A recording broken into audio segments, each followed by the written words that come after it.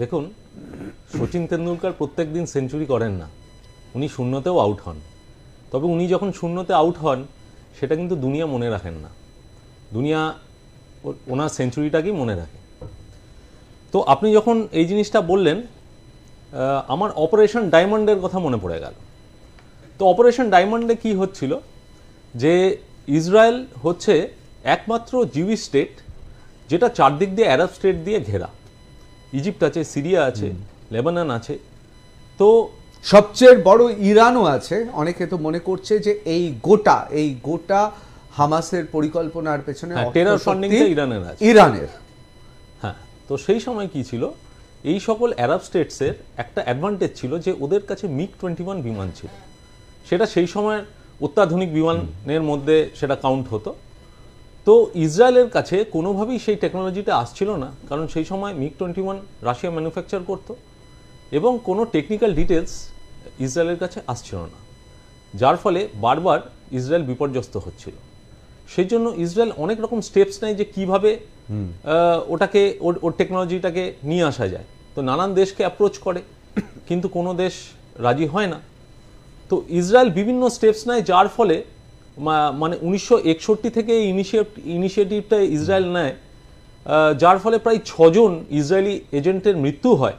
তারপরে ফাইনালি 1966 সালে ওনারা একজন ইরাকি ফাইটার পাইলটকে সেখানে কাল্টিভেট করে এবং এমনভাবে ওনাকে মোটিভেট করেন এবং সাপোর্ট দেন যে ওই ইরাকি পাইলট সেইখান থেকে MiG-21 উড়িয়ে নিয়ে সুদূরে প্রায় আপনার ধরে নিন মানে দিনের আলোতেই সমস্ত র্যাডার সিস্টেমকে মধ্যেই উড়িয়ে নিয়ে এসে সেটাকে ড্রপ করে হচ্ছে ইসরায়েল।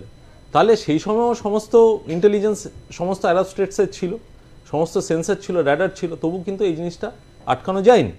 তো আগের ইতিহাস থেকে আমরা দেখলাম যে ইসরায়েল কিন্তু ফেলিয়ারটা অ্যাকসেপ্ট করার পরে আবার কিন্তু এগিয়ে গেছে এবং লাস্ট পর্যন্ত ভিক্টরি কিন্তু হাসিল করে নিয়েছে। আপনি কি মনে করছেন ইসরায়েল জিতে গেছে এই যুদ্ধে? এখন যুদ্ধ তো চলছে না, মানে আপনি বলছেন কি পারবে এই যুদ্ধে? মানে ইসরায়েল তো যে স্টেটমেন্টটা নেতানিয়াহু দিয়েছে যে যতদিন না মানচিত্রে আমরা বদল এনে দেব, যতদিন সিঙ্গল হামাস অপারেটিভ বেঁচে থাকবে ততদিন যুদ্ধ চলবে। অবশ্যই। হামাসের যারা এই ঘটনা ঘটেছেন তাদের আপনি আদৌ যোদ্ধা মনে করেন? হামাসকে আমরা মোটেই যোদ্ধাদের মধ্যে ফেলি না, কারণ যোদ্ধাদের একটা বেসিক মিনিমাম ওয়ার প্রোটোকল থাকে, সেই ওয়ার প্রোটোকল যারা মানে না তাদেরকে আমরা যোদ্ধাদের মধ্যে ফেলি না, প্রথম কথা। দ্বিতীয় কথা হচ্ছে ইসরায়েল ভার্সেস প্যালেস্টাইন বুঝতে গেলে আগে প্যালেস্টাইন ভার্সেস প্যালেস্টাইনকে বুঝতে হবে। প্যালেস্টাইনের যে দুভাগ সেটা হচ্ছে ওয়েস্ট ব্যাংক এবং গাজা স্ট্রিপ। গাজা স্ট্রিপ হচ্ছে হামাসের অধীনে আর ওয়েস্ট ব্যাংক হচ্ছে PLO, প্যালেস্টাইন লিবারেশন অর্গানাইজেশনের অধীনে। এই গাজা স্ট্রিপ মানে হামাস এবং PLO এদের মধ্যে অজস্র বার সিভিল ওয়ার হয়েছে এবং হামাস PLOর এক্সিস্টেন্সকে অ্যাকসেপ্ট করে না।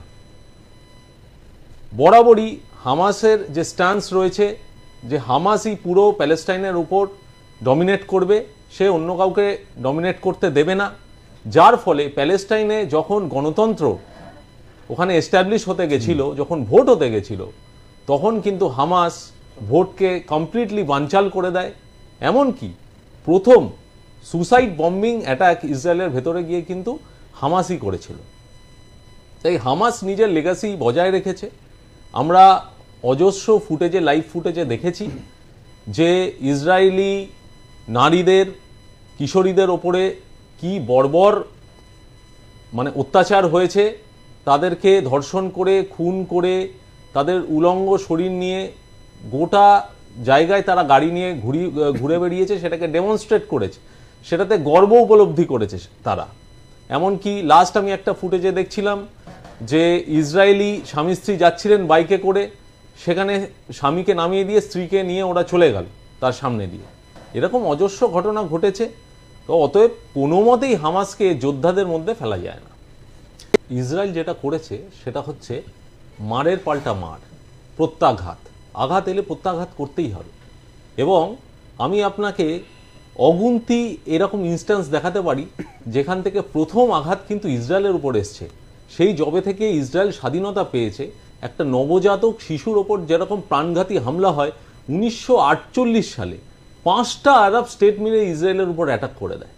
কিন্তু ইসরায়েল জানতো যে এটা আমার অস্তিত্বের লড়াই, এই লড়াই যদি আমি জিততে না পারি তাহলে আমি মুছে যাব। তাহলে সেই সময় ইসরায়েল বীর দর্পে সেই যুদ্ধ জেতে এবং বেরিয়ে আসে। আবার 1967 সালে একই ঘটনা ঘটে, আবার ইসরায়েল এদের নাকানি চোবানি খাওয়ায়। আবার 1973 সালে ইয়ম কিপুর ওয়ার হয়, একই ঘটনা ঘটে। আপনি বারবার দেখবেন যে এই ঘটনা বারংবার ঘটেছে। এবং ভারতের স্বাধীনতা নিয়ে আমি কমিউনিস্টদের কিছু মেন্টালিটি আপনাদের কাছে তুলে ধরতে চাই, যে স্বাধীনতার আগে কমরেডরা কি বলেছিল, যে পাকিস্তান আগে স্বাধীন হবে তবেই ভারত কিন্তু স্বাধীনতা পাবে। কিন্তু আমরা কেন যাব? ঠিক বলেছেন। এই জঙ্গিরা যে অস্ত্র পাচ্ছে তার মেজরিটি অংশ কিন্তু চায়না থেকে আসে, সেটা কিন্তু ভুললে চলবে না। এখানে তো পাওয়া গেছে, এখানে তো পাওয়া গেছে না। আপনি পাকিস্তানের কথা বললেন, সেই জন্য আমি বললাম। না, আমি বলছি এই অস্ত্র তো কালো বাজারি। দেখুন, ইসরায়েল এবং ভারতের দুজনের মোটামুটি ইতিহাসটা একই রকম। দুটো দেশই স্বাধীনতার পরে অতর্কিত হামলার কিন্তু শিকার হয়েছে, কিন্তু দুটো দেশই সদর্পে সেই যুদ্ধ জিতে কিন্তু বেরিয়ে এসছে। তারপর নানা নেবারিং কান্ট্রিজ বারংবার তার উপর হামলা চালিয়েছে, কিন্তু এই দুটি দেশ নিজের অস্তিত্ব প্রমাণ করেছে, নিজেকে শক্তিশালী করে তুলেছে। এবং দেশের বিরুদ্ধে, যেমন আমরা এখন ভারতের বাইরে পাকিস্তানের থেকে বেশি চিন্তিত ভারতের ভেতরের পাকিস্তানেরকে নিয়ে। তো আমরা সেই পাকিস্তানের মেরুদণ্ডটাকে অনেকটাই ভেঙে ফেলেছি এবং আগামী দিনে আরও ভেঙে ফেলব। অবশ্যই।